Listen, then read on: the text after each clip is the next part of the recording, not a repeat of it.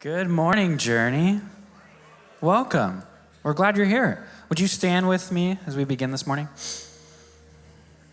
Before we get started, I just want to encourage you to take a second before we sing, before we worship, to set your mind, set your heart on God and the reason you're here this morning, to praise and worship Him, to hear from His word, to give thanks for all that He is and all that He's done for you. And so, would you please join us as we sing this morning?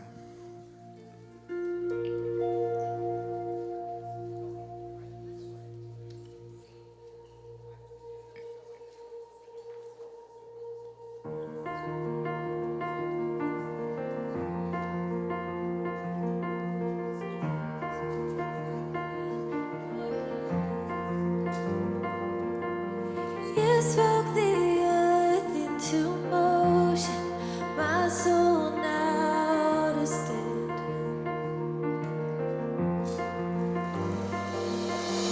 You stood before my failure,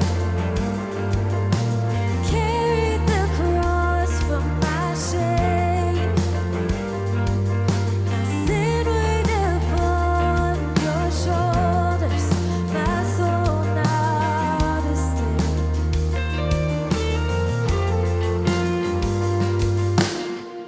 So I'll stand with arms wide abandoned in awe of the one who gave it all. I'll stand, my soul, Lord, to you surrendered. All I am is yours.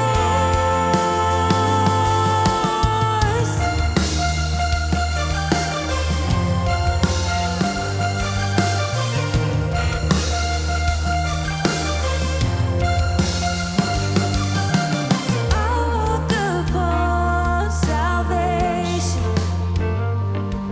your spirit and life in me. My life to declare your promise, my soul now to stand.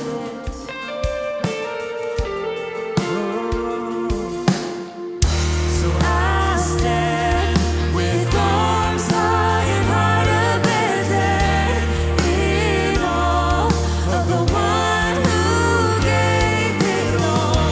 I stand, my soul, Lord, to you surrendered. All I am is yours.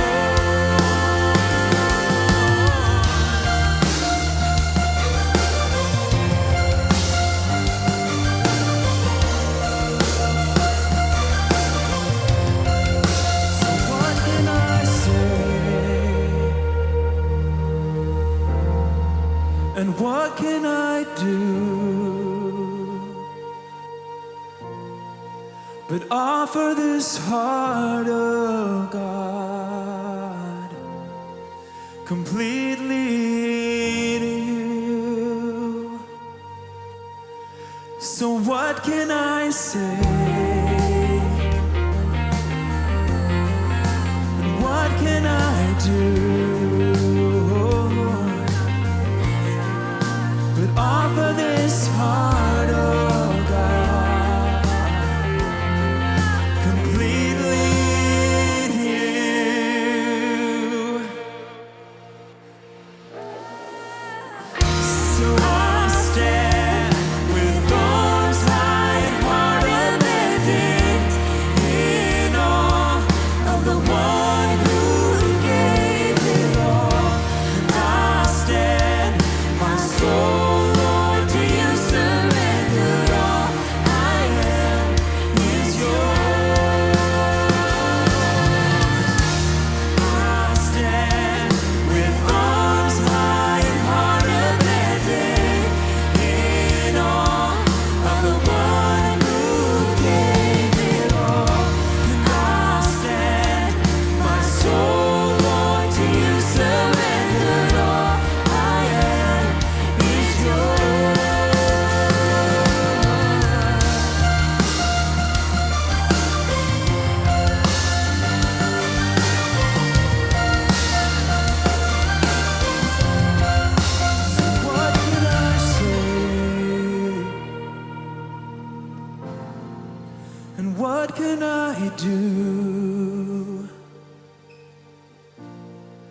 but offer this heart, oh God, completely to you.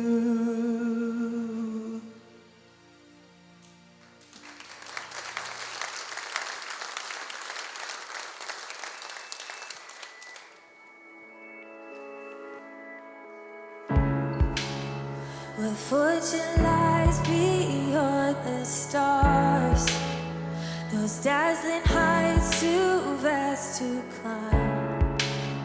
I got so high to fall so far, but I found heaven as love swept low. My heart beating, my soul breathing. I found my life when I laid it down. Upward falling, spirit soaring. I touched the sky when my knees hit the ground.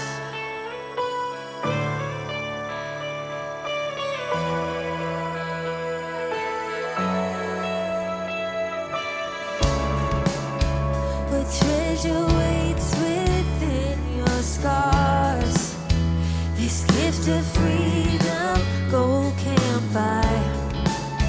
I bought the world and sold my heart.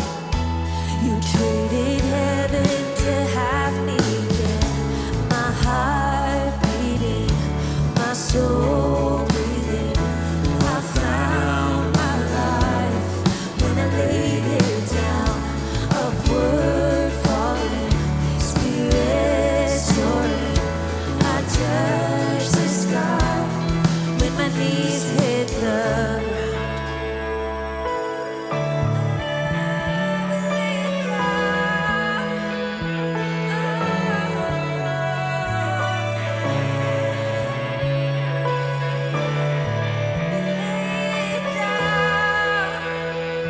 Sing, find me here at your feet.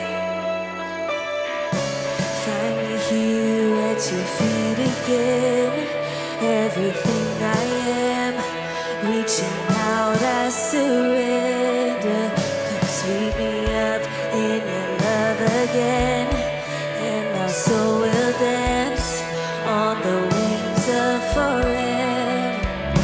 Find me here at your feet again. Everything I am, reaching out, I surrender. Come sweep me up in your love again, and my soul will dance on the wings of forever. My heart beating, my soul breathing. I found my life when I laid it down. Upward falling, spirit soaring.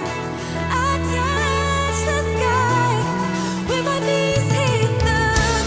My heart beating, my soul breathing. I found my life when I laid it down. Upward falling, spirit soaring. I touched the sky when my knees hit the ground. I'm here at your feet again. Everything I am, reaching out, I surrender. Come sweep me up in your love again, and my soul will dance on the wings of forever. Upward falling, spirit soaring. I touched the sky when my knees hit the ground. Amen. Amen. You guys can have a seat. Thank you for worshiping with us. Well, my name is Leon. I lead our student ministries here at Journey, and I just want to let you know about a couple of the things we've got coming up in the near future. The first of which I'm personally super excited about is that our student ministry is hosting a fundraiser next Saturday. So we're trying to raise money for our summer camp scholarship fund because the price of camp just seems to keep going up and up and up. And we want to make sure that as many of our students as possible have a chance to go to camp every single summer. And so we're hosting a variety show next Saturday night at 7 o'clock in the Plaza Room. And it's going to be a lot of fun. We've got our middle school and high school students have been preparing some acts. We've got some musical acts you're really going to enjoy. I hear there's going to be a yo-yoing act. I mean, yeah, right? It's going to be awesome. I hear tap dancing might make an appearance. Like, it's going to be a lot of fun, and I think you're really going to enjoy it. And on top of that, we're going to be selling some baked treats, some cookies, some brownies, and so we would love for you to be a part of it. So we're selling tickets out in the lobby. They're $5 if you buy them today, or $10 at the door next week. And so make sure you grab them on your way out today, or if you're out there and you're like, I'm busy next Saturday, like, I'm going to be honest, I would just want to invite you, still consider giving or buying a couple tickets and giving them to someone else. But we would love for you to support our student ministry and our summer camps coming up. So check that out. Next is for our families out there with kids. We've got our Easter Bunny Hop Trail coming up on April 9th. So if you've been around Journey for a while, you realized the last couple Halloweens and Easters, we transform our parking lot outside into this like amazing sugar and candy filled trail where kids can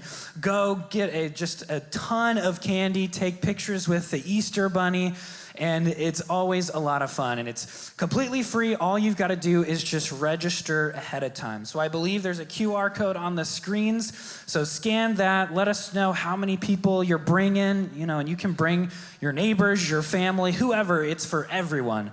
But if you would just do us a favor and RSVP ahead of time, we would appreciate it.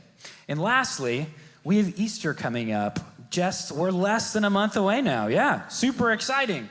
So you probably grabbed or got a couple of these as you walked in, but if not, all of the ushers just outside have them, but they're little invite cards. And on the back, it's got all of our Easter services there. It's got our Good Friday service at 6:30 on Friday, our service on Saturday at 6:30, and then both our Easter services on Sunday at 9 and 11.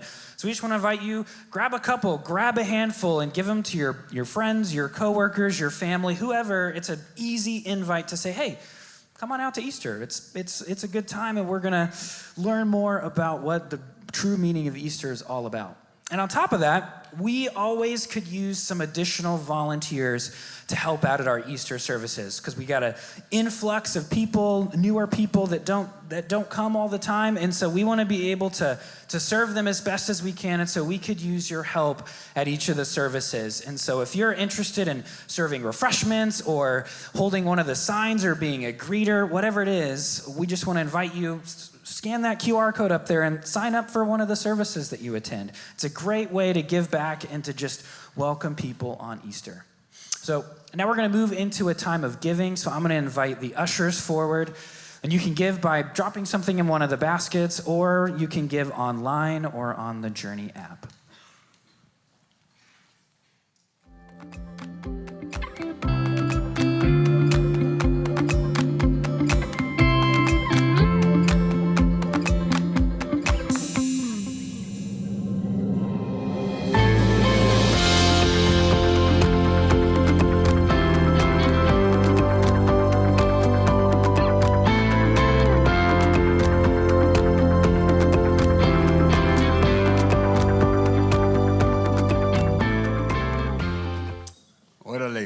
How are you guys? Nice to see you. Happy Sunday to you. Thanks for coming to church in spite of the brutal conditions out there. It's brutal, man. It's brutal. So I can't tell if you were here when for the first song of the service. You know this, and I don't know online what you were able to see. But I'm going to have Bella. Can you come? Bella's one of our worship leaders. Let's give her a hand for being a great person. Come on. Be nicer than that. Yeah, there you go. So this is one of those teachable moments I just wanted to capture, right? So Bella's got up here and her mic pooped out somehow, right? Emma's mic did. Pardon? Emma's mic did. Emma's mic did. So they switched mics. Bella is over here on her knees while the song is about to start, taking the mic apart and fixing it. And I'm like, what doesn't she do, A? And then B, can you turn around? Hey, you guys on the camera, get a nice shot of this. So and her sweatshirt says, your anxiety is lying to you. And I just thought, dang, she's living it, right? So I don't know, thanks for, I love that kid. So, yay. And happy birthday to Kermit, my prayer partner. So good for you. Yeah, and I got a couple more of those. But before we get started, my friend Archie, who we're kind of overdue for a joint church service with them.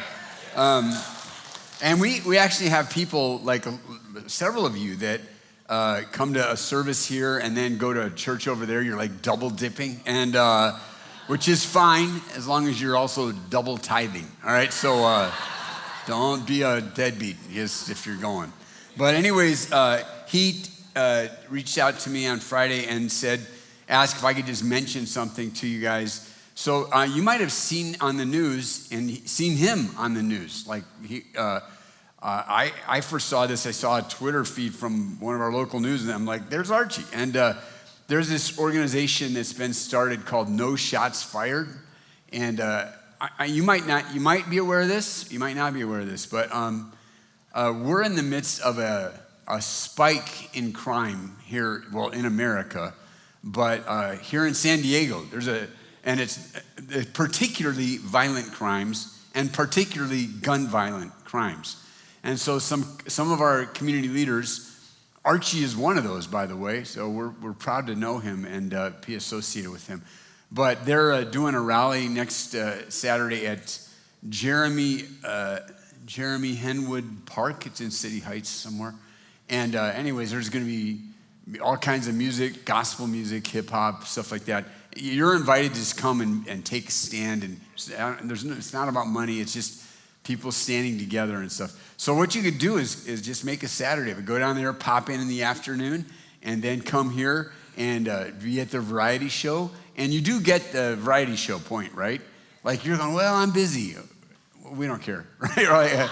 We want you here, but the point is for us to send all our kids to camp, not just the kids that can afford to go to camp. And you think, well, camp and they're just farting around and stuff. No, it's a key part, like it really is a key part of our strategy for our students to in their spiritual life.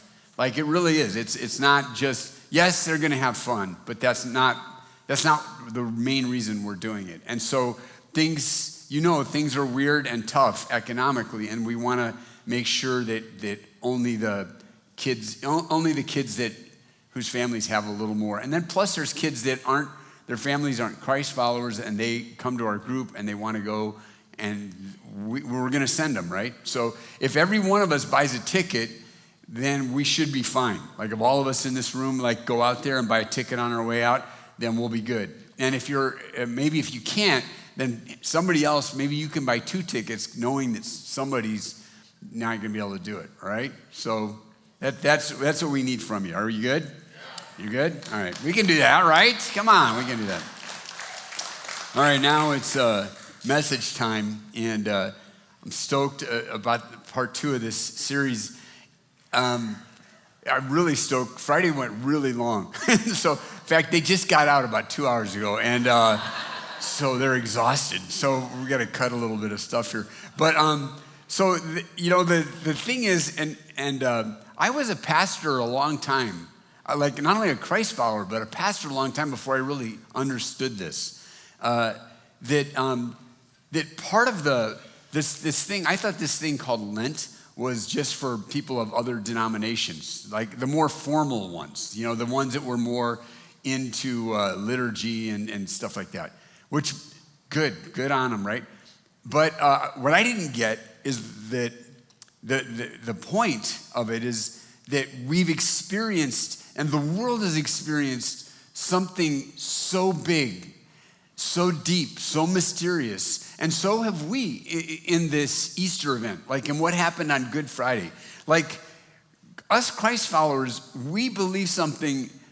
We believe the world on Friday about, say 5 or 6 o'clock On 8029, in April, probably about April 29th is Nissan 15th. But anyways, we believe the world, the universe shifted then. That the world is a wildly different place after Jesus said, "It is finished," than before he said that on the cross. See, that's part of what it means to be a Christ follower, is you understand that and you've experienced that. Because some of you have another date that you go, my life was crazily different after this date than that after me and Jesus got together, right? Does that make sense? And so when you have something that big, you kind of need more than a one church service thing to get your head around it. And that's what Lent is. It's like 40 days for us to kind of reorient our life, to kind of do that thing where we notice, whoa, I'm drifting here. I'm drifting in a way I don't like, and I got to arrest that downward drift. I've got to kind of refocus. And so that's why there's usually a fast involved in Lent, and usually an added spirit, something you let go of and something you grab onto. And I know it's like only a month or so, but you can still get in. We're inviting you in. And so what we do as a church, for a series, almost always leading up to Easter, is we refocus on Jesus. Like, it's not like we're not focused on Jesus every week, like, because every week's Easter for us, right? But we refocus on the life of Jesus, and as it were, walk with Jesus to the cross. Does that make sense? Like, we're going, okay, we want to feel ourselves on that journey. And so this year, what we're doing is looking at the victories of Jesus, because they didn't start on the cross. Friday wasn't the first victory. It was like the ultimate victory, but Jesus started winning on Christmas. And so and here's the thing too, like emotionally and practically, I feel like we could use a couple of wins right now, right? Especially after Thursday, if you watch the basketball game. Like, we could use some in the win column, right? And I wrote this on my hand because I wanted to remember it, but I had this epiphany while I was getting prayed for this morning about our negative tendency to focus on losses. We have a tendency to be loss-focused. Does that make sense? So, here's an example. Yesterday, I'm hanging out with one of my surf buddies and down in PB, and we're chopping it up and talking tournament basketball, right? And he's a pretty knowledgeable sports guy. I mean, not like me, but I mean, he says, yeah, he goes, this, and we were commiserating the loss to Creighton, and he said, yeah, I read in the paper, we've never won a tournament game. And I'm like, wait, yeah, we have. We've won a tournament. I remember one year we got all the way to, and I remember us playing Tennessee with Bruce Pearlman painted orange. I remember that. He's like, no, check it out. We've never won a tournament game. I'm like, oh, well, maybe. And so I started thinking, we've never won. So this morning, as I was praying and getting ready, I thought, I'm going to look up whether we've won a tournament game or not. So when I should have been praying, I'm like going, all right, I got to find this out, right? Some things that, prayer's important and all, but I can't stand up here not knowing this fact in front of these people. What kind of a pastor would I be? So, we've won. How many of you knew? Dude, we've definitely, I know you did, but we've won. We've gotten to the regional. Now, our record's not good. It's like 6-14 in the tournament. But we've been to the regional semis twice. But here's the thing. I drove away. Now, I have memories of watching the games that we won. And yet, I drove away thinking, yeah, maybe we've never won. Because that there's something with our brain that's ready to believe the loser script, right? Which is why, sometimes we will interrupt service to, point out big answered prayers, stuff that we've prayed for that's here's my boy Scotty right here. We've been praying for his recovery from a stroke, right? So, and I'm aware of the fact that the vast majority of you don't know him. Like he's not, I mean, how could you, right? But it's like we need to focus on the wins, right? We need to focus on, like, so, you know, this week, you're back to work. And so, yeah, right? Yay, yeah. So, I mean, it's important for us to do that. So this week, we're focusing on Jesus' victory over nature. And here's the story that we're going to look at. If you're a Bible person, you've heard this story before. If you're not, you're in for a good story. It's cool. So here, story about Jesus. Here we go. And on that day, and the day is, last week we talked about Jesus' victory over chaos and looked at the temptation of Jesus by the devil in the wilderness. That was at the very beginning of Jesus' 3.5 years of public life. He lived to be about 36, 37. 3.5 years of those were public years. Like everything we know about Jesus is Christmas, all right? And then one story of perhaps his bar mitzvah in Jerusalem. And then, assuming they had bar mitzvah like they do now. And then the next story, Jesus is like 33 years old, okay? So now, last week we were at the very beginning of that 3.5 years of this year, or this week, we're right in the middle. So we're walking through his life. And so now we're right in the middle of Jesus' life, about 1.5 years in. He's just given some of his most famous teaching, Sermon on the Mount, not too long before this.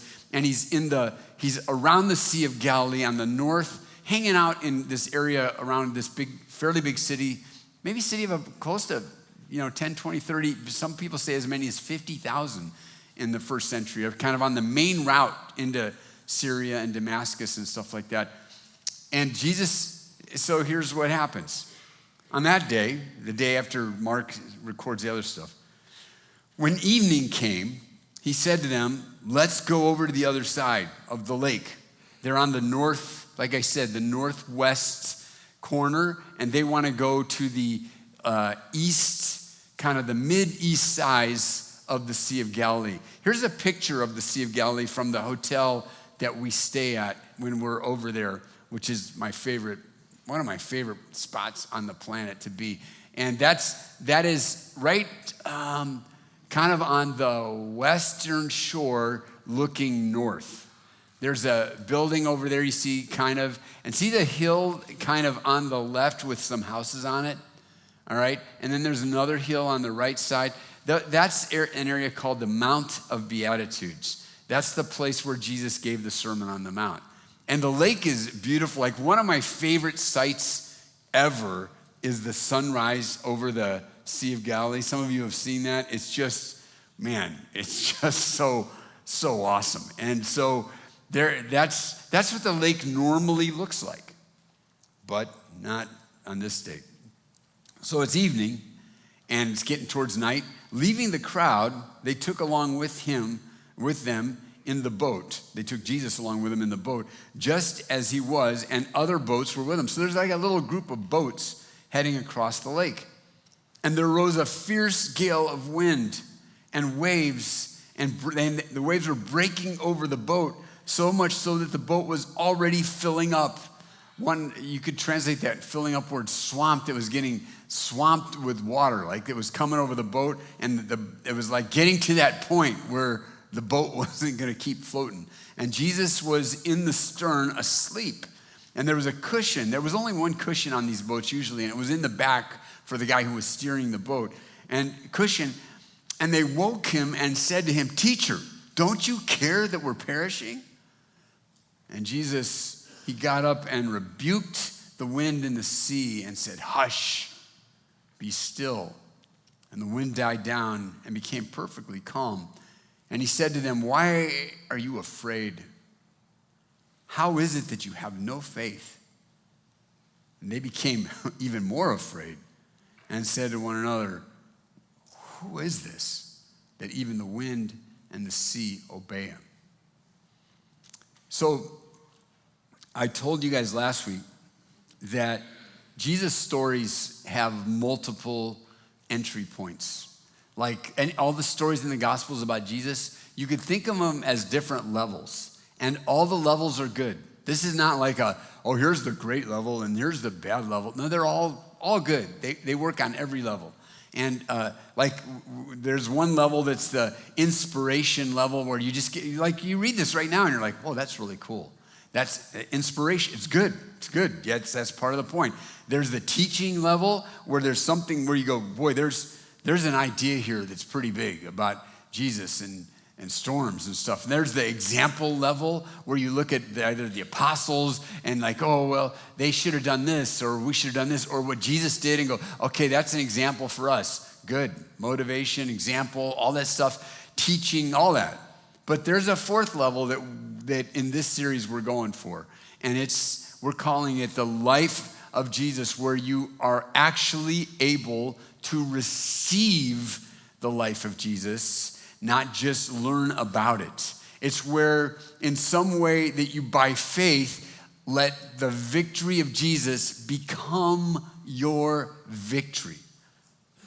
Now, the problem with that level is that usually that comes from the guy who's writing it, in this case, Mark, but it's true with Matthew and Luke and John. The guy writing it is that's where he's trying to take you. But for you to get there's something he's saying that's kind of like, it's got a little more oomph to it. But to get it, oftentimes you have to bear down a little bit and connect it with the bigger story that God is telling in the scriptures. Because the Gospels, they make sense just on their own. Brand new, never heard of God, never read the Bible. You hand somebody like the Gospel of Mark, they can read that story and they will get it, right? But they're not going to get it like the guy who is steeped in the story of the Old Testament. Mark is kind of writing for both people. Like Mark's the shortest gospel. Mark uses this word euthus all the time in Greek. It's like this, and then, like Mark's like, it moves fast. Mark, you can read the whole book of Mark in 45 minutes. And that's kind of on purpose. That was what he was doing with this thing. But he's also got a little something for those of us and those of you like his other audience, which were people that were gonna read this for hundreds and thousands of years, like us. Right? And people like his fellow Jews, because he wrote it probably from Rome and to Romans, but he also wrote it for his fellow Jews that grew up every day of their life with this story. And so that's kind of what you got to get. So if you're new, if you're new to this stuff, we'll do our best to keep everything accessible, but there's going to be a lot of different threads flying around, and I'll try to show you the thread and go, grab that one, and here's where it goes. But just know there's going to be a little bit of heft and like a lot of threads flying that you got to grab. Is that fair enough? Yeah? All right, good. Well, even if it's not fair, we're still doing it. So let's go back through the story, and really I think there's 3 questions on the table here. All right? So let me reread it again. On that day, when evening came, Jesus said to them, let's go to the other side. They were going over to this region called the Decapolis. At Deca, 10, there were these 10 cities over on the other side of the lake. They tended to be less devoutly Jewish over there, right? And it's like if you go straight across from where that picture was taken, there's an area of mountains called the Golan Heights. Have you ever heard of those? All right, those are now Israel's territory. They weren't a few years ago. And then you keep going, and then there's what's modern day Jordan over there. So it was over in what we would call Jordan. And so Jesus says, let's go across to the other side of the lake. And leaving the crowd, they took along with him in a boat, and he was there. So Jesus is in the boat, and then there was a few other boats. And there arose a fierce gale of wind and waves that were breaking over the boat, so much so that the boat was already filling up. So here's what's going on. Do you guys have a picture of the boat, that boat? It's not the boat. Here's a boat that they found in 1985, buried in the mud in the Jordan. Over that picture that I showed you, if you just follow it to the end, that's where they found the boat, like on that, down in the mud. And it was I forget if it was a flood year or a drought year or whatever. And there's a cool story, like how crazy it was that they found this thing. I would say that boat there, they call it the Jesus boat. That's a museum that it's in on that side, is about the length of the stage, about this width right here. It's not huge at all. It's not a tiny little boat, but it's not huge. There was a mast and a sail, a single sail right in the middle of it. Now, this boat dates to the time of Jesus, and it's the right time for this story, and it's in the right place. So some people, it's fun to think maybe that was Jesus' boat, right? Who knows? But there were also, though, other kinds of boats. There weren't just this kind of boats. But there weren't any, like, ships on here. Like, if you're thinking Star of India, like down on the, you're thinking wrong, or even if you're thinking the Mayflower or something. Because this lake, it's big, but it's not like Lake Michigan big, or like, it's certainly not Mediterranean Sea, right? So here's the other factoid. The lake itself is really a unique phenomenon in this sense. The lake is at 700 feet below sea level, all right? And the Jordan River comes in, it feeds it and then comes out of it, and then that goes down to the Dead Sea, which is the lowest spot on earth, right?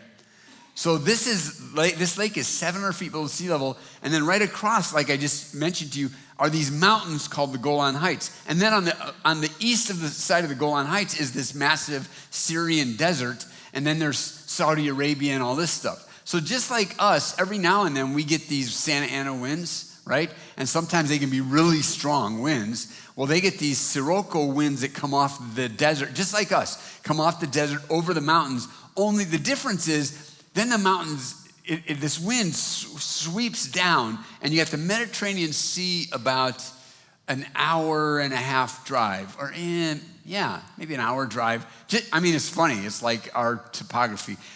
This is super fascinating, isn't it? You're like, yeah. I feel like I'm back in high school at the part that I was passing notes and all this stuff. And so there's like, you get these weather things like this, and so you can get these like all of a sudden, like these storms happen like nowhere, out of nowhere. Like most of the time that I've been there, one of the things we do is you take a boat, like this is part of the trip to Israel experience. You take a boat out in the lake and you sail from where we were to that spot, that camera spot. And it's most of the time the lake looks like that picture. It's beautiful and it's clear and it's just peaceful and it's some of the coolest spots. Every now and then, a couple of trips we've had, it's like, yeesh. Like it's kind of iffy whether you're going to do the boat trip or not.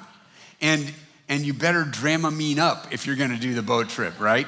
Because it's like, the last thing you want to do is be trying to, all right, let's read the story of Jesus walking on the water. It's like, but first, let's go to the side and vomit. You don't want to, that kind of ruins the whole spiritual vibe of things, And so this is that. So there's a question they don't ask, but I think it's screaming to be asked in this story, and that's the obvious question. So question one is this: why is this happening?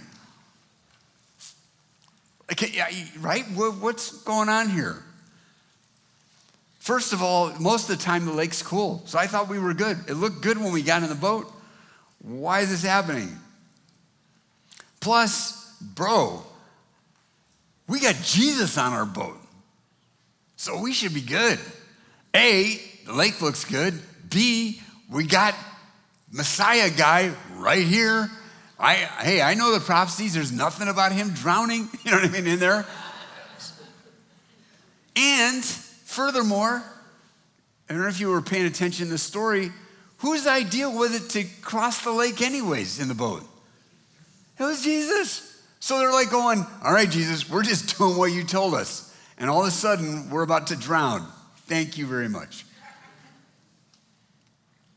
It's kind of like, the why is this happening? It's kind of we always ask that, right? And it really stings sometimes when there's no like reason. It's just nature. It's just like nature. It's just, well, that's how things go sometimes. Well, why do I have cancer? Why is my heart all jacked up? How come I'm the guy with has to have his knee replaced? It's like most of the time you just go, I don't know. It's nature, man. And doesn't it seem, I don't know, I'm starting to feel like nature's trying to kill us. Has anybody ever, here we are posting all of the pictures of nature on our Facebook page, trying to be nice, kind of, hey, look at how beautiful you are. And then it goes around and tries to kill us. Like, what's up with that, right? Have you ever thought about we have a few people that are doctors in this church. They could probably tell you more than me. Like, if you're, like, one of the things about being a pastor is you pray for a lot of people that are sick, right? And you're happy to do that. But here's what you learn along the way. Dang, there is a lot of stuff that can go wrong with the human body. I mean, a lot of stuff. Stuff you wouldn't even think of. Well, your gizmo gland started producing too much conolidine, and then all of a sudden you're like, of course that spikes your X level cell T's, and it's like, and off you're like, dang, stuff that can go a long way. We prayed for a pastor friend of mine, that he just out of nowhere, minding his own business, all of a sudden his ears start having this sound, like there's like the sound is just going in his ears, just out of nowhere. I mean, so many things, right? So what the heck, right? Within our bodies, outside of our bodies.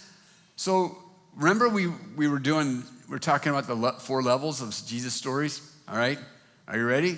Hold your nose. We're going under. We're gonna do. This is part of level 4. This is part of what Mark is trying to get you to in this story. Like when you go, well, okay, why is this happening? There's 3 words that can kind of get you to the answer to that question and get you to receive this. Because remember, the point is to receive the victory of Jesus so that his victory can become our victory. Does that make sense? There's a verse in Romans 5:10. You should write that on the side of your outline if you're taking notes. Romans 5:10. It says this, if while we were enemies of God, we were reconciled to God. We were brought back together with God through the death of his son. Through Jesus' death, it brings us back to God. If that's true, and it is, much more than, once we've been reconciled, listen to this, we shall be saved by his life. So how do we get saved by the life of Jesus? Well, part of it is going, okay, I want that victory to be my victory, but I have to understand, well, what is the victory here? 3 words that'll get you. Why is this happening? First of all, the word we looked at last week, chaos. Chaos.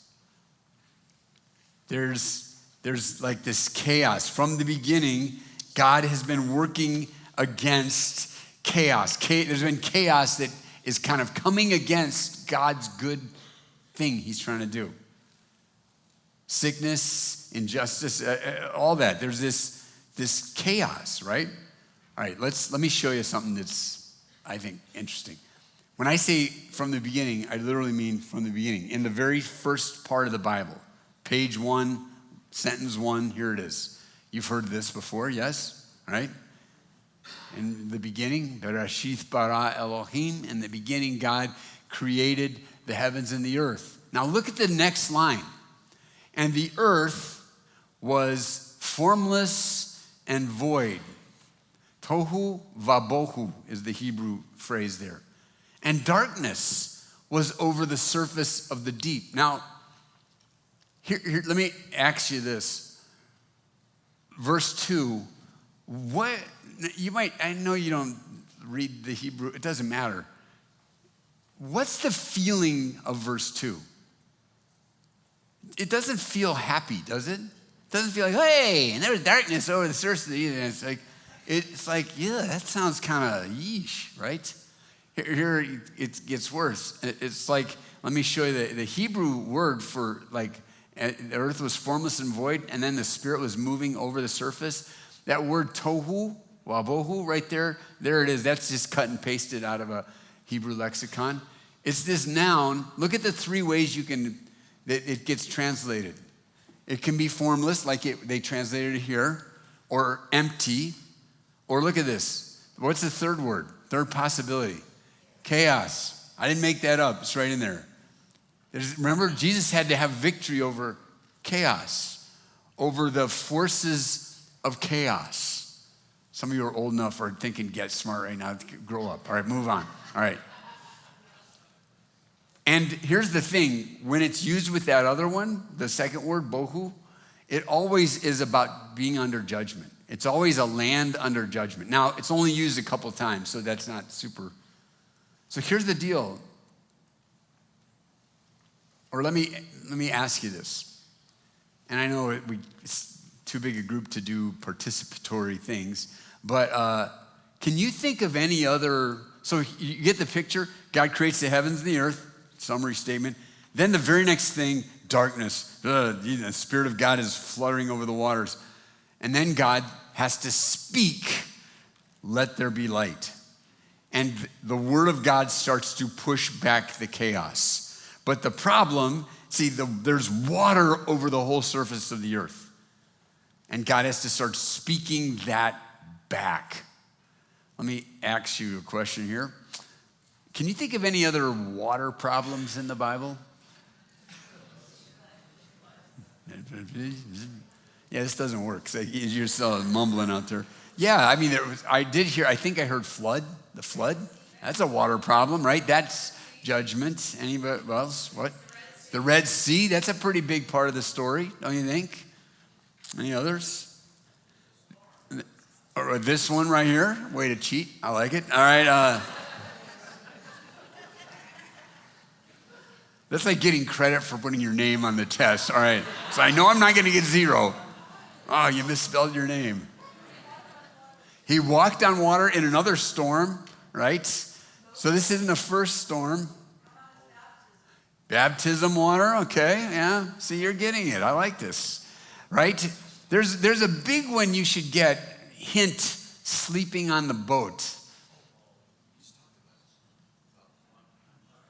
Come on, give me something. Sleeping, boat, storm, water. All right, I'm giving it to you. Who got it under the wire? All right, there you go. All right, yeah, Jonah, right?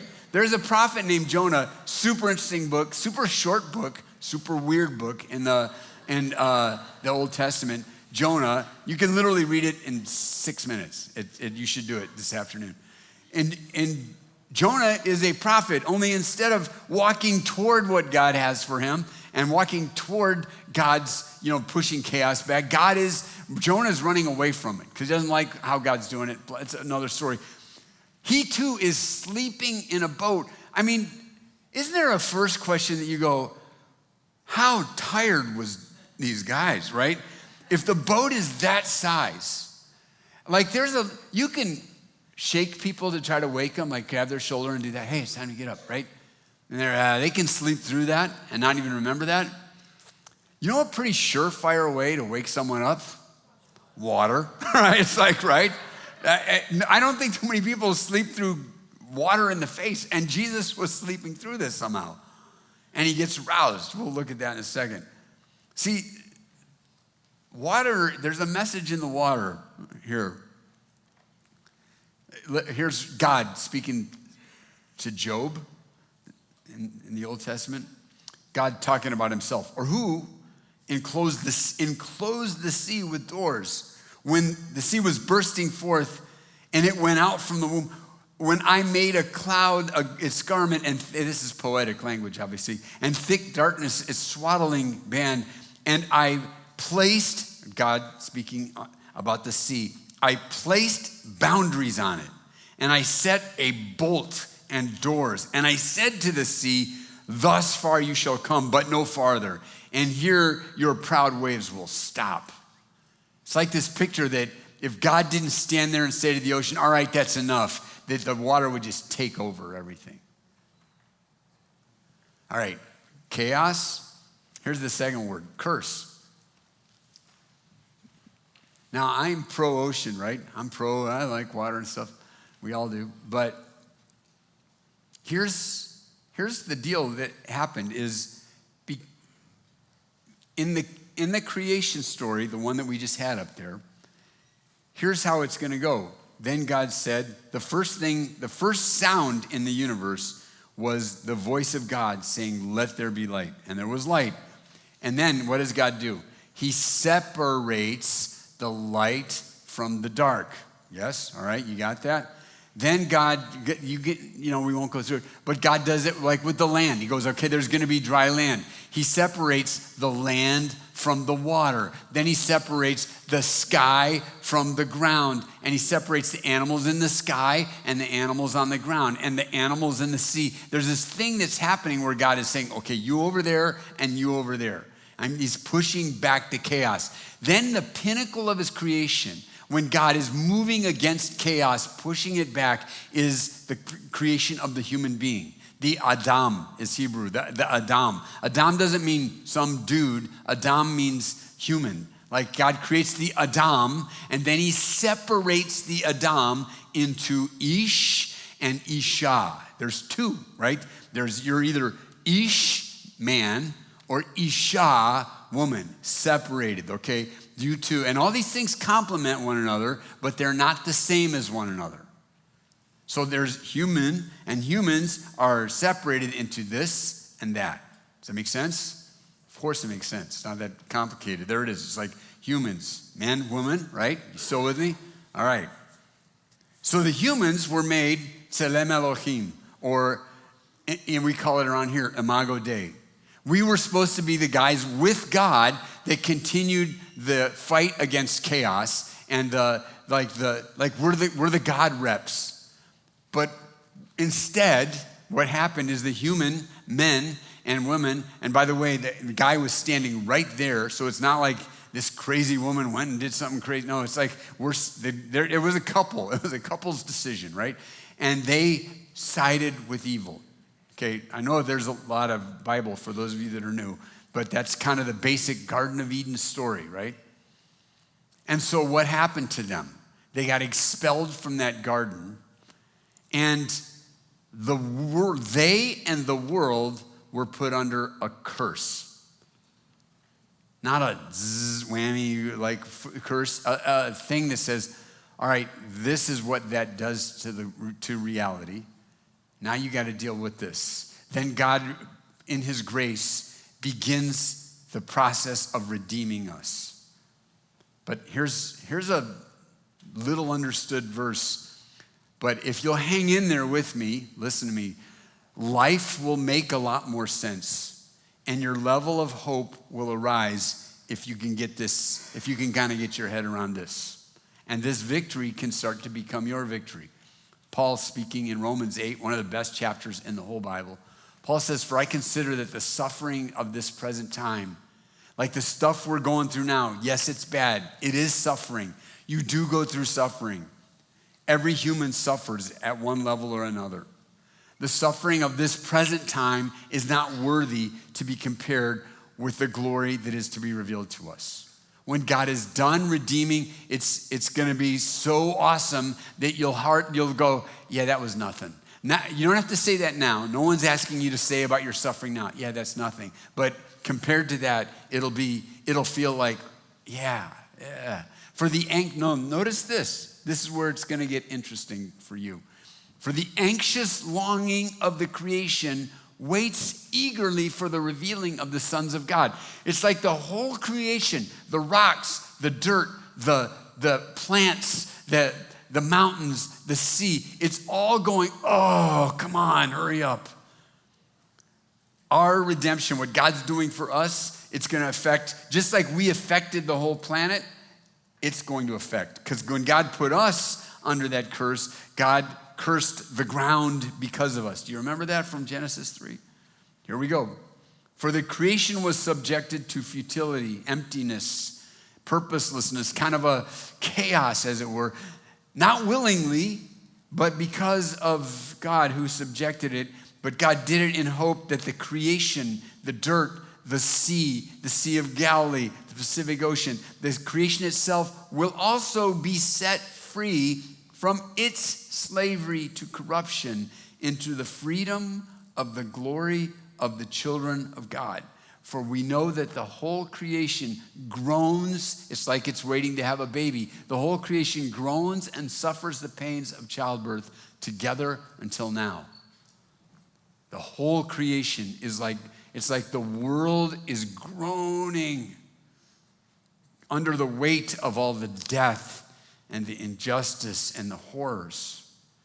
And not only this, but we ourselves, we've got the first fruits of the Spirit. If you connect with Jesus, God himself through the Spirit lives inside of you. And so you've already, like the new life has already started. Heaven has already come inside of you, right? And so like your body, even though your body keeps degrading, there's something inside of you that's not. And we're waiting eagerly for our adoption as sons, the redemption of our whole self and our body, all right? So, ready? Here, let me see if I can explain this. This, what you just read, this is what, when this little question, well, what's happening here? Why did this happen? Here's what's happening. What's happening there in that storm story is what happened to the world. Chaos, rebellion against God. Listen, you gotta, if you're gonna make sense of life, you gotta understand this. It's embedded in the world itself. It's embedded in the molecules and the atoms of the world itself. Just like with human beings, the creation, the rocks, the animal kingdom has both, just like you can look at yourself and see the fingerprints of God, right? Like, you remember from high school, Jean-Jacques Rousseau, atheist, right? He said he was looking at his granddaughter's ear once and then said, okay, I believe in Jesus. And then he goes, maybe not. But he could just in that ear, like the fingerprints of God. You can see in yourself and in the world the fingerprints of God and the defectiveness of sin. You see that in yourself. You see that in the world. Nature, listen to this, nature is broken. It's broken. Birth defects, right? Floods, earthquakes, the million of things that can go wrong. I ran into this, somebody sent me this picture that, like, I forget which news magazine, they awarded the best pictures of the year from photographers. And it was all these cool nature pics, you know, and there's this volcanic eruption somewhere. And this one was from some Botswana, I think. And that's this lion cub. And when I first saw it, I go, oh, that's a cool color. Is he like red hair, like kind of an Irish lion cub? You know, it's like kind of a ginger. No. That's his face full. You know what that is, right? That's his face full of blood there. That thing, the horn you see in the foreground, that poor guy, he's dinner, right? And there's a little cub just devouring him, which is both a cool and horrible picture, right? It's like this cub that's just like, right?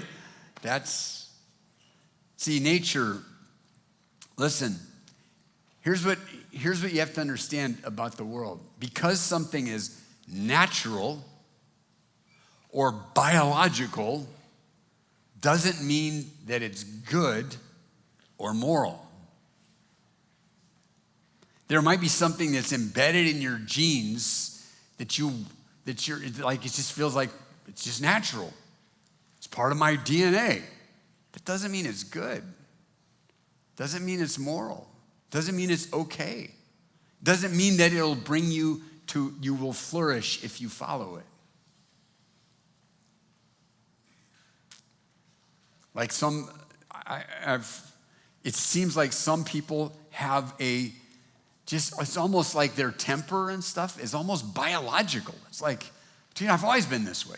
If you've ever had more than one kid, you realize that people come out of the womb a certain way, right? It's like you can have a kid that seems like he was a hothead from the day he was born, right? And other people run like slow and easy. See, and here's the deal. Why does storms like this happen? We are both, us, you and me, we are both the victims and the perpetrators. Like we are both the victims of this broken world, and because we're sinners, we have poured our share of gas onto the fire as well. You're like, well, I'm a pretty good guy. Yeah, but all of us have made the same choice as our original humans did. So this is why when you pray and act this out, thy kingdom come and thy will be done on earth, on where? On earth, just like heaven was already here, you are resuming your rightful place as image of God. And you, like Jesus, remember, he's not, like there was Adam number 1 who plunged us into this. This is the new Adam who is straightening it all out. This is why, listen, this is an important sentence. This is why Jesus always healed, as far as we know, always healed people that he came into contact with who were sick, broken, defective in any way. Because he was coming against the chaos and the brokenness. And he was demonstrating, all right, the new world's coming. The new world's coming. This is why every storm that we know of, where there's like boats at risk and lives at risk, Jesus calmed them down because he was restoring the order. He was restoring God's rule on the earth and pushing back the chaos. So 3 words: chaos, curse, and redemption. All right. Real quick, I'll give you the next 2 questions that make sense of the story. The next one, they actually ask. It's not implied. They said it out loud. Jesus was in the stern asleep on the cushion, and they woke him, and they said to him, "Teacher, don't you care that we're perishing?" And that's the question that everybody's asked at some point. Does Jesus care? Does Jesus care about this? I mean, when something is natural, it's one thing when some other buddy does something to you, some person hurts you in some way, or when you do it to yourself, when you're suffering because you did a dumb or bad thing, okay, that's one thing. But when it's nature, when it's sickness, when it's, our house flooded or whatever, you're like, yeah, well, that's just nature. That's just, they're like, Jesus, do you care about this stuff? That word, when they went to awaken him, is the same word. It's the word gregorao, and it's the same word as to raise up, to lift. It reminds you of Good Friday. And then you know what? There's like all the Holy Week days have like Monday, Thursday, and you might not know that, but they all have a name. And does anybody know what the name of the Saturday between Good Friday and Easter is? It's called Silent Saturday. It's like a whole day when they're like, God, do you care? The guy we thought was going to change things, he's dead. So it was kind of like Mark's giving you a little wink with that word. Hey, okay, Jesus. See, here's the deal. It's tempting to think when something is it's just the natural course of stuff. It's just bleep happens, right? So whatever. It's tempting to think it's random. Listen, it's never random. In every storm, there is a calling. There's a calling for you to push back against the chaos. In every storm, there's a calling. It's not like God is just letting you, there's no such thing as just random suffering. You're just part of, yes, in every storm, there is a calling. So let's get to the 3rd question. And he got up and rebuked, so they wake him up. He gets up and he rebukes the wind and the sea. See that word rebuke there? The other times it's used, in the Gospels, Jesus is casting out a demon. Interesting, right?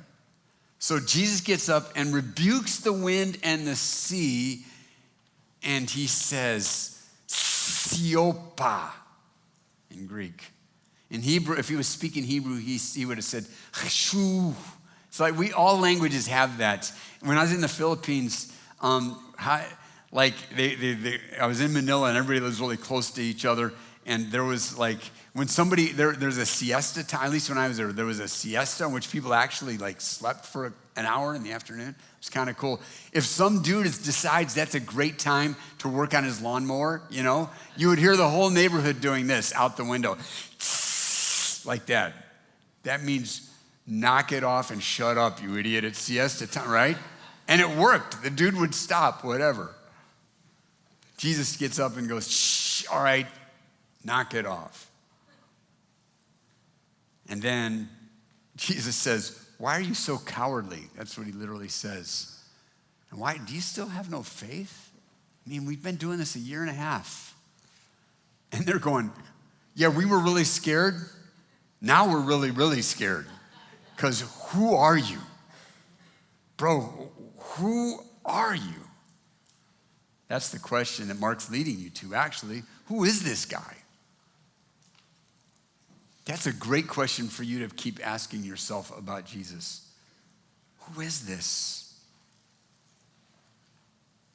I would love to say when I see God doing a really cool answered prayer that I'm not surprised. I'm like, yeah, that's how we roll.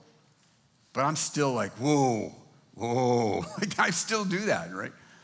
So here's what's happening. Victory over nature, like we've been talking about. Jesus is, go ahead, fill it in. He's redeeming the fallen world, the broken world. It needs redeeming, and he's doing it. So how does this become your victory? Here we go. Ready? 3 things. Notice they all end with Jesus. Fix your eyes on Jesus. Here's what I mean by that. Listen. This is hard to do, but you got to do it. If you're going to experience this victory as yours, here's what you got to do. We need to find ways and learn skills to bring Jesus into our consciousness all the time. As much as possible, and what's possible is all the time. Like, what if we could go a whole day and Jesus never left our mind? Like, what if we did that? Now, see, that takes some practice. We have a retreat that you could walk out there, and after you buy a ticket for the youth thing next Saturday, you could sign up for this retreat. It's a listening retreat that's part of our pathway, and it's going to teach you specific ways to like hear the voice of God in your life as you do life. Different practices you can do to learn how to fix your eyes on Jesus. So fix your eyes on Jesus, fix your hope in Jesus. Fix all your hope on Jesus. Here's what's happening like in the storm. Like I don't know specifically, but here's one of the things God is always doing. Notice they got into the boat with this idea of Jesus, like here, this represents this idea of Jesus. By the time they got out of the boat and through the storm, this idea didn't work anymore. They had a whole nother idea of Jesus. Do you get that? See, I don't know what else God is doing in your suffering, but he's definitely doing that. He's trying to give you more God. God is always trying to give you more God. And do you know what you need in your life? Do you know what I need in my life? Do you know what you need? More God. He's always trying to give you what you really, really need. So fix your hope on him. Just know whatever crud you're dealing with right now, whatever storm you're in, go, okay, Jesus' victory, he's already won this for me. And what I need to do is go, okay, Jesus, how are you going to give me more of yourself? What do I have to do in this storm to get more of you? Do I have to maybe slow down a little bit? Should I go to that retreat? What should I do? And then here it is. This could be the application of every sermon ever in the history of everything, but for this one, it actually works. And it's this: go deeper with Jesus. God is calling us. Listen, right now, more than any time I can remember being alive, in my history with God and even before, there is a calling on the people of God. Like those of you that would say, I'm a Christ follower, and even those of you that aren't there yet, God is saying to us, I'm calling you. Come deeper. Okay, get in the boat. Let's go across the lake. It's deep out there, and things might get weird, but let's do it. He is inviting you to go deeper with Jesus. Maybe for some of you, that means accept Jesus as your Savior and be saved. Be one of those people that's part of this new humanity that we're doing. But even if you've done that a long time ago and you've walked a lot of years, Jesus is saying, come on, let's go deeper. The level of depth you've got so far, here's my prediction. It's not going to be enough for what's coming. I predict we're going to need more, and Jesus is inviting us to go get it. So let's stand, and we're going to pray and then worship like crazy.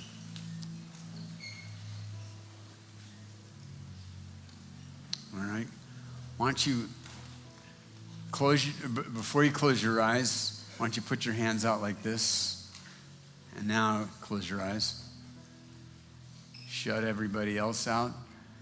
It's good to know they're there because we're doing this together, but just go ahead and shut everybody else out and just like receive the victory of Jesus in the storm. Just receive it.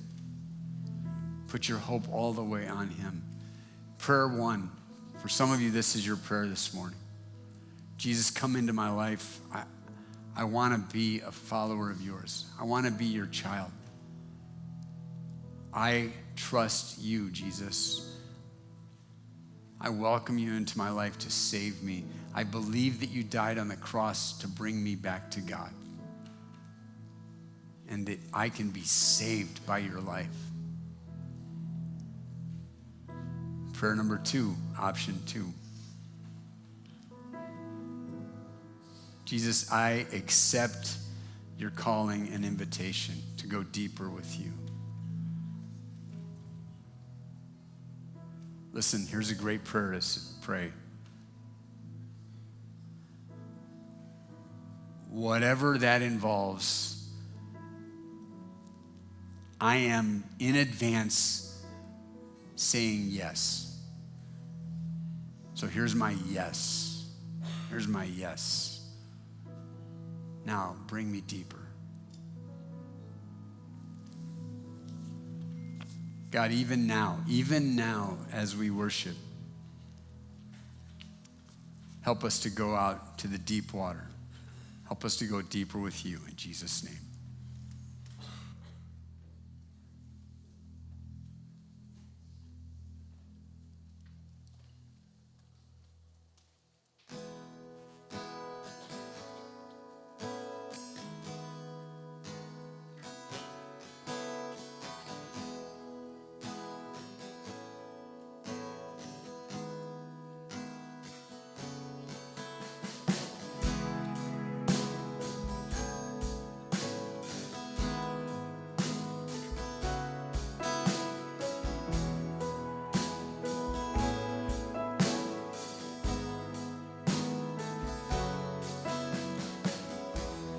I see heaven invading this place, and I see angels praising your holy name, and I sing praises, I give you honor, worthy Jesus. And I see glory falling in this place, and I see hope restored, the healing of all disease. I sing praises, I give you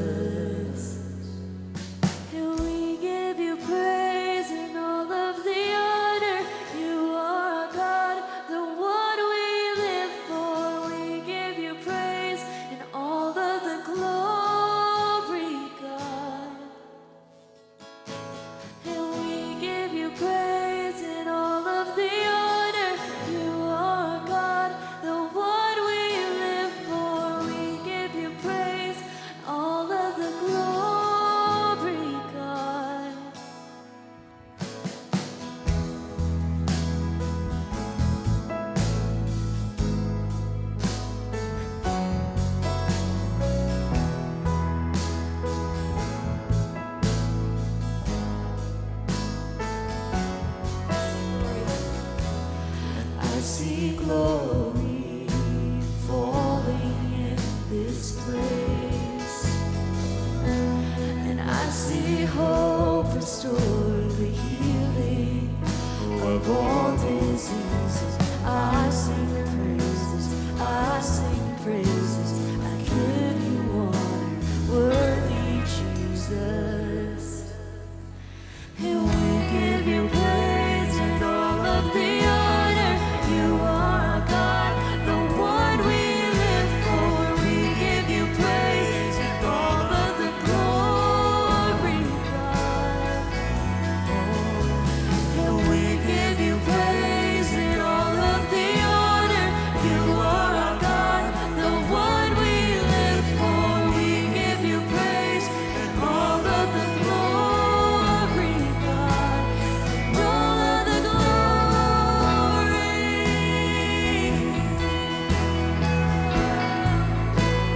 And all of the glory.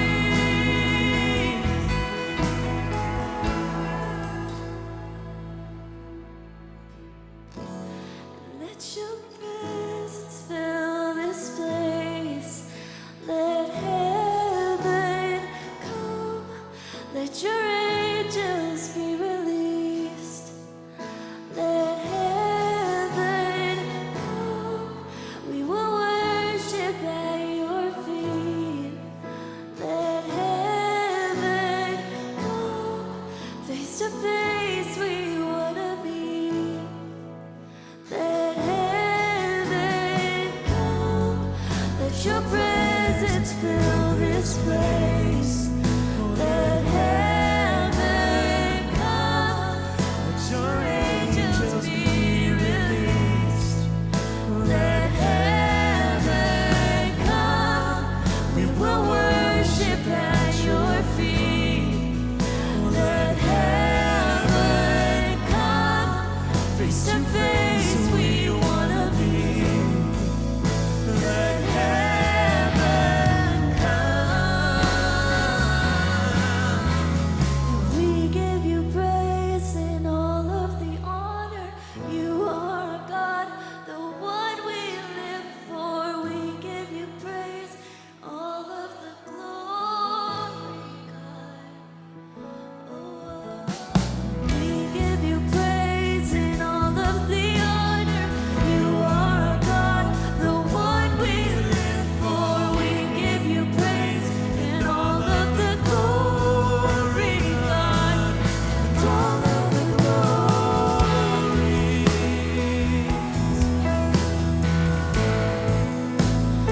All of the glory.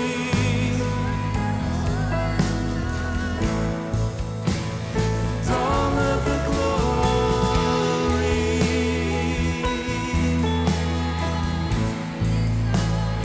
All of the glory.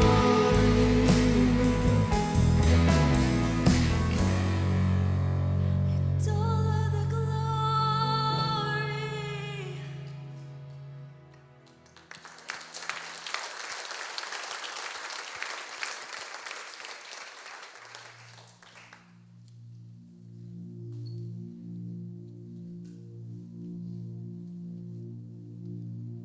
Journey, let's allow the Lord to fight our battles this morning. Let's declare that to be true. Let's wait for him with expectation.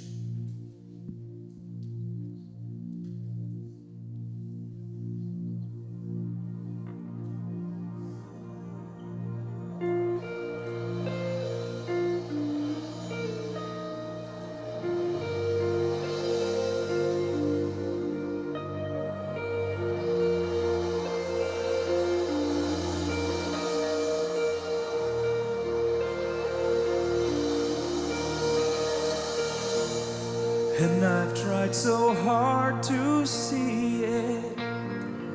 Took me so long to believe it. That you choose someone like me to carry your victory. Perfection could never earn it. You give what we don't deserve, and You take the broken things and raise them to glory. And you are my champion. Giants fall when you stand undefeated. Every battle you've won, and I am who you say I am. You crown me with confidence. I am seated in the heavenly place, undefeated, with the one who has conquered it all. Oh yes, and now I can finally see it. You're teaching me how to receive it, so let all the striving cease. Lord, this is my victory. You are my champion. Giants fall when you stand undefeated. Oh, every battle you've won. Oh, I am who you say I am. You crown me with confidence. I am seated, oh, in the heavenly place, undefeated, with the one who has conquered it all.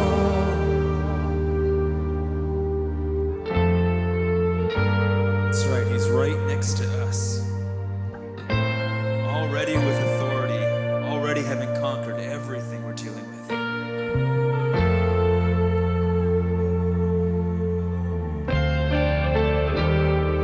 When I lift my voice and shout, oh, every wall comes crashing down. I have the authority, oh, that Jesus has given me. And when I open up my mouth, miracles start breaking out. I have the authority that Jesus has given me. When I lift my voice and shout, oh, every wall comes crashing down. I have the authority that Jesus has given me. And when I open up my mouth, your miracles start breaking out. I have the authority that Jesus has given me. And you are my champion. Giants fall when you stand undefeated. For every battle you've won, I am who you say I am. You crown me with confidence. I am seated in the heavenly place, undefeated. By the power of your name, I am seated in the heavenly place, undefeated, with the one who has conquered it all.